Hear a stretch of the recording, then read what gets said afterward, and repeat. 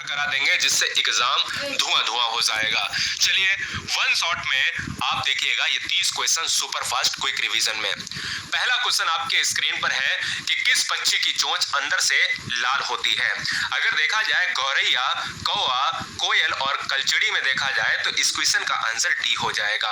आपको ये भी बता दें कि कोयल एक ऐसा पक्षी है जो अपना घोंसला नहीं बनाती, कौवा एक ऐसा पक्षी है जो सबसे ऊंची डाल पर बनाता है और गौरैया एक ऐसा पक्षी है या ऐसी चिड़िया है जो घरों की चिड़िया कही जाती है, यानी घर में घोंसला बनाती है। इस वीडियो में दोस्तों पेडागोजी के बड़े बड़े और शानदार क्वेश्चन, छोटे छोटे सब कुछ क्वेश्चन मिलेंगे। अब आपका ये इरादा क्या है कि इस 30 क्वेश्चन में आप कितना हाईएस्ट स्कोर कर सकते हो या कर सकती हैं, ये देखना होगा।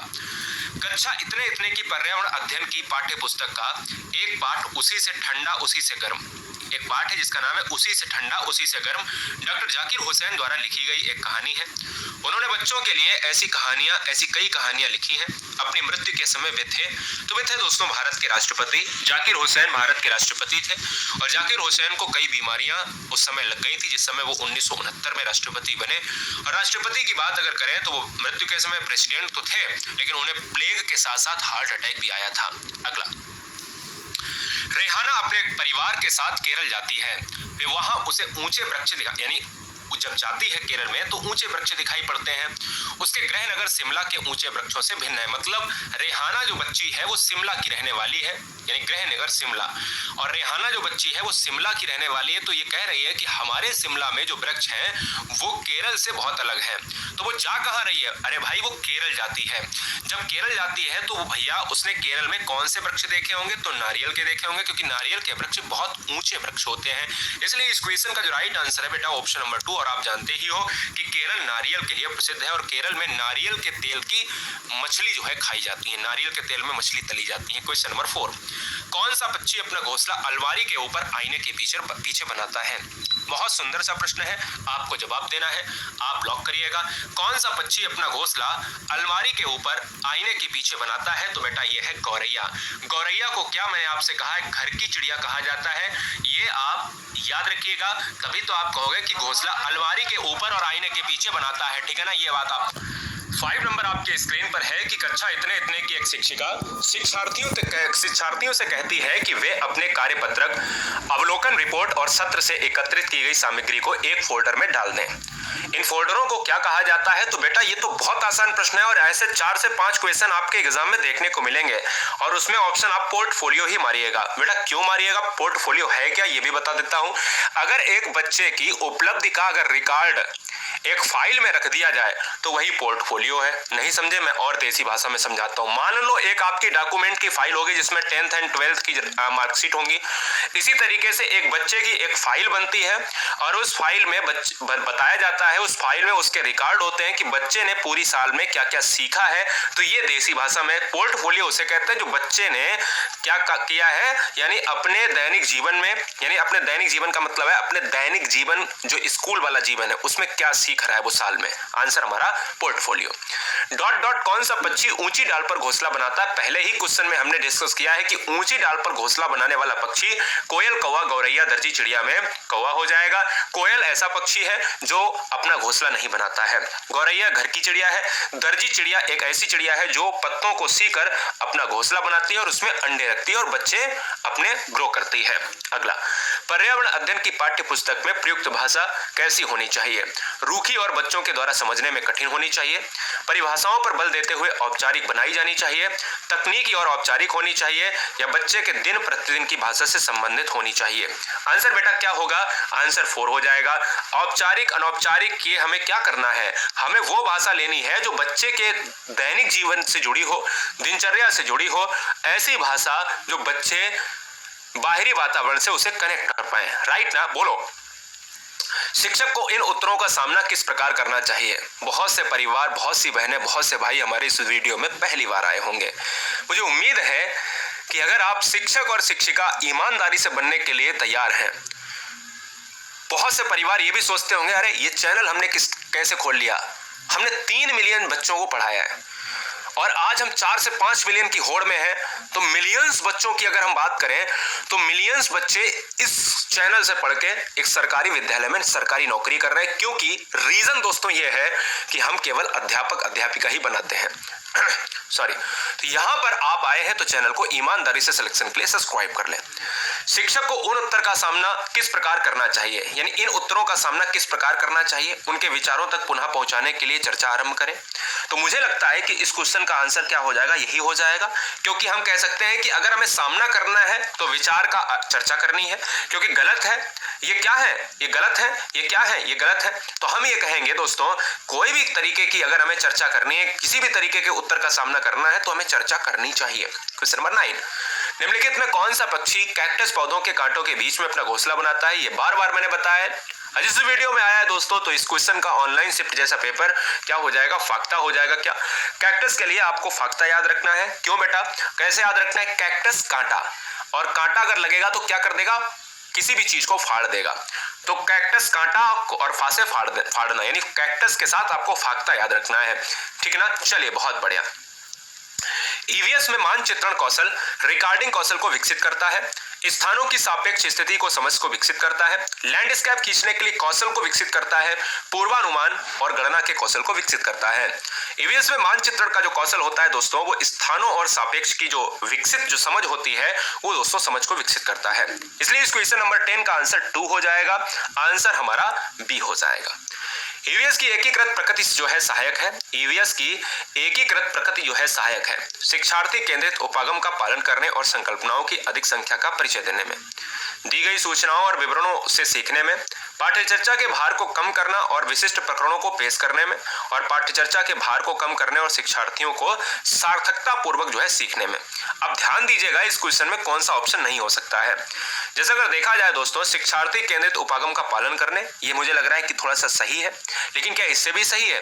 अब यहाँ पर एक और आ रहा है, संकल्पनाओं की अधिक संख्या का परिचय। अब अधिक संख्या एक आ रहा है तो थोड़ा सा निगेटिव है। दी गई सूचनाओं का विवेक जो है विवरण देना है, यहाँ पर कह रहा है पेश करना, थोड़ा सा निगेटिव। पाठ्यचर्चा के भार को कम करना और शिक्षार्थियों को सार्थकता पूर्वक सीखने में, ये सबसे बढ़िया है, क्योंकि सार्थकता अगर नहीं शब्द आ रहा है तब तो कुछ नहीं होना चाहिए। इसलिए बोझ भी कम हो रहा है और एकीकृत भी हो रहा है, सार्थकता एनवायरमेंट भी, सार्थक एनवायरमेंट भी मिल रहा है, तो इसलिए इस क्वेश्चन का आंसर 4 हो जाएगा। पक्षी अपना घोंसला क्यों बनाते हैं, रहने के लिए, अंडे देने के लिए, मौसम से बचने के लिए, या फिर इनमें से कोई नहीं। दोस्तों अगर मैं बात करूं क्वेश्चन नंबर 12, तो ये क्वेश्चन बहुत ही इंपॉर्टेंट है। क्यों इंपॉर्टेंट है, बहुत से बच्चों का आंसर ये 50-50 में आंसर ए और बी जाएगा। यही आप आज तक आपने नहीं पता कर पाया है कि जो आपके आसपास भी अंडे दिए होंगे तो वो पक्षी क्यों आते हैं। अरे भाई, अंडे देने के लिए। हमेशा याद रखिएगा, आपने किसी पक्षी को ऐसा देखा है कि एक बार उसने बना लिया और फिर वो रह रहा है, आप कहोगे सर हाँ, एक चील पक्षी है जो क्या करता है कि उसी जो है अपने पुराने घोंसले को यूज करता है। अरे वो रहता थोड़ी ना है, अपने अंडे को देता है। पक्षी का मेन मोटिव होता है अंडे देना, इसलिए वो घोंसला बनाता है, वरना उसको कोई जरूरत नहीं होती है। वो हमेशा याद रखिएगा कि कोई भी पक्षी होगा तभी घोंसला बनाएगा जब उसे अंडा देना होगा। आप देखिए, कोई प्रेग्नेंट पक्षी है, मादा है, नर है, तो उसमें क्या है, उसका जो है जरूरत समय जो होता है तभी वो घोंसला बनाता है और अंडे देता है, और फिर वो है अंडा देने के बाद बच्चे को बड़ा करता है, घोंसला को छोड़ देता है, लीव कर देता है। हमारे देश का संविधान निम्नलिखित में किसके नेतृत्व में बनाया गया था। डॉक्टर भीमराव बाबा अंबेडकर साहब, सर्वपल्ली राधाकृष्णन, मोहनदास करमचंद गांधी और सरदार वल्लभ भाई पटेल। आंसर हमारा ऑप्शन नंबर ए हो जाएगा। आवश्यकता नहीं है यहाँ पर, क्योंकि सारे बच्चे इस क्वेश्चन को जानते हैं। पचोमपल्ली भारत के दक्षिण राज्य का एक कस्बा है जो सुंदरता से डिजाइन की गई चमकदार रंगों की पचोमपल्ली साड़ियों और विशेष प्रकार की बुनाई के लिए जानी जाती है, जिसे भी पचोमपल्ली कहा जाता है। यह कस्बा अब किस राज्य में है, तो दोस्तों अब ये जो है तेलंगाना राज्य में है। तेलंगाना आपको याद रखना है, मैंने आपको बताया था तेलंगाना और आंध्र प्रदेश दोनों एक ही पार्ट है। 2014 में ये अलग हुए थे, ठीक है। आंध्र प्रदेश ऑप्शन में आए, आंध्र प्रदेश, तेलंगाना है तो तेलंगाना फिलहाल मारिएगा, ठीक है ना। चलिए क्वेश्चन नंबर 15, आप एक एकीकृत ईवीएस कक्षा के लिए कैसे योजना बनाएंगे, आपको जवाब देना है बेटा, आपको लॉक करना है, बताइए। इस क्वेश्चन का आंसर क्या होगा? आप एकीकृत ईवीएस कक्षा के लिए कैसे योजना बनाएंगे? विज्ञान और सामाजिक विज्ञान के लिए अलग अलग अध्यापकों का प्रबंध करेंगे। गलत बात। पर्यावरण विज्ञान के लिए अलग अध्यापक का प्रबंध करेंगे। गलत बात। एक पाठ में 2 या 2 से अधिक विषयों को या क्षेत्रों को मिला देंगे, या अलग योजनाओं में सभी विषयों को अलग करेंगे। हम तो दोस्तों यही कहते हैं कि अगर आप मिलाने की बात करो, देखो अलगाव करने के जितने भी ऑप्शन एग्जाम में देखने को मिले तुरंत आप हटा दीजिएगा। अलग करना एक निगेटिव पॉइंट होता है, इसलिए आंसर सी हो जाएगा। स्टेटलाइट एंड स्टैलेगमाइट में निक्षेपण होता है।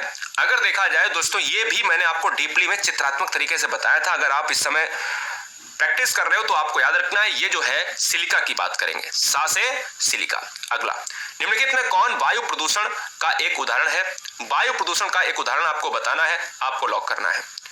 धुआं और कुहासा, वाहनों से निकलने वाली गैस, जलती हुई लकड़ी या चारकोल से निकली गैस, या फिर ऑल एबव। कौन वायु प्रदूषण? ऐसे सीटेट एग्जाम में क्वेश्चंस डेकोरेट किए जाते हैं दोस्तों। इस क्वेश्चन का जो आंसर है दोस्तों वो किसके साथ चला जाएगा? वो उपरोक्त सभी के साथ चला जाएगा। अगला, पक्षी एक ही वक्त में 2 अलग अलग चीजों को देख लेते हैं, ऐसा क्यों होता है? ये क्वेश्चन जरूर आएगा। ऐसा इसलिए होता है कि भैया इनके सिर के दोनों तरफ आंखें होती हैं। मैं आपको बता देता हूं, याद रखिएगा। ऐसा इसलिए होता है क्योंकि हमारी जो आंखें होती हैं, मनुष्य की जो आंखें होती हैं, यानी हम लोगों की जो आंखें होती हैं वो सामने होती हैं। एक ऐसा पक्षी है जो उल्लू भी सामने ही आंखें अपनी रखता है, लेकिन पक्षियों की बात करी जाए तो पक्षियां इनके सिर के दोनों तरफ आंखें होती हैं, इसलिए वो एक समय में 2 अलग अलग चीजों को देख सकते हैं। एक चीज और मैं बता दूं दोस्तों, इनकी जो आंखें होती हैं वो घूम नहीं सकती हैं, इसलिए ये याद रखिएगा, ये वाला ऑप्शन नंबर सी ना मारे, इनकी आंखों की पुतली नहीं घूम सकती। अरे क्वेश्चन ये वाला सी ऑप्शन तब मारेंगे जब क्वेश्चन क्या, बहुत से बच्चे कहेंगे नहीं सी होना चाहिए। अरे भैया सी तब होगा जब क्वेश्चन में क्या पूछा जाए, ध्यान से सुनिएगा। क्वेश्चन में तब ये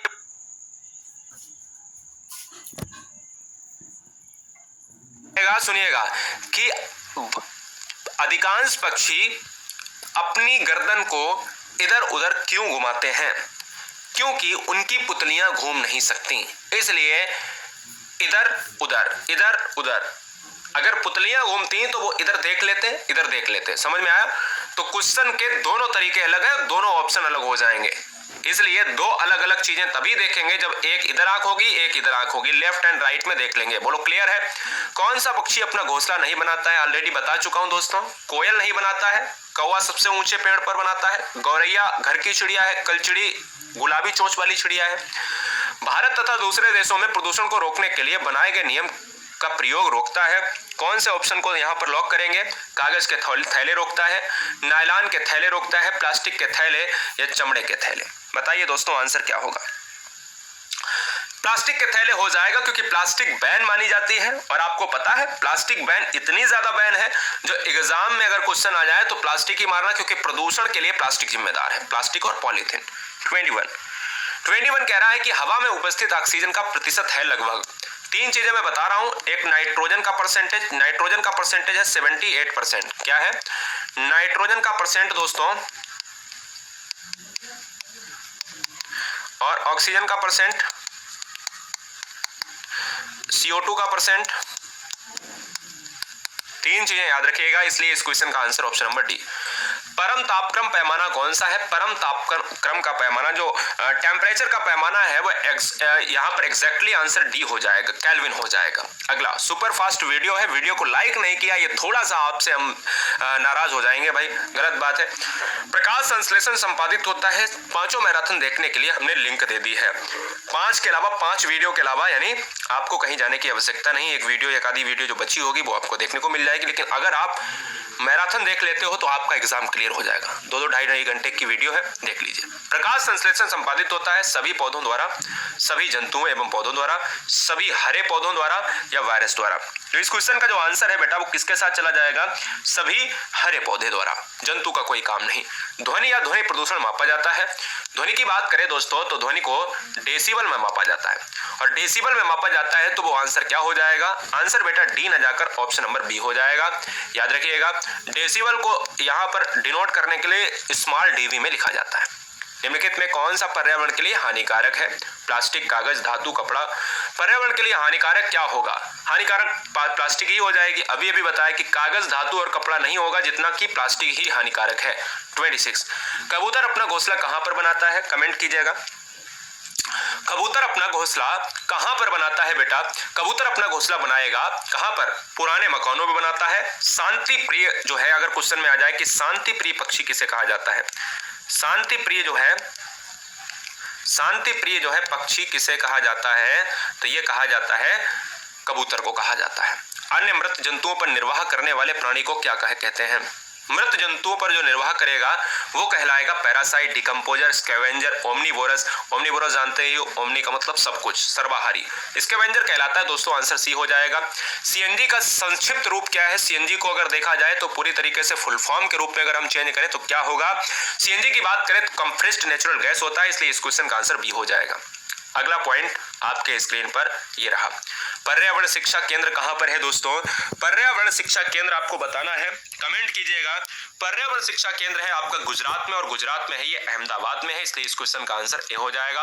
और आज का अंतिम प्रश्न दोस्तों ये रहा 30 क्वेश्चन, कहता है कि चिपको आंदोलन किस राज्य से संबंधित है? ये 30 क्वेश्चन एक ऐसा मॉडल पेपर जो हर बच्चे के मोबाइल में शेयर होना चाहिए, ये आपसे मेरी अंतिम गुजारिश है।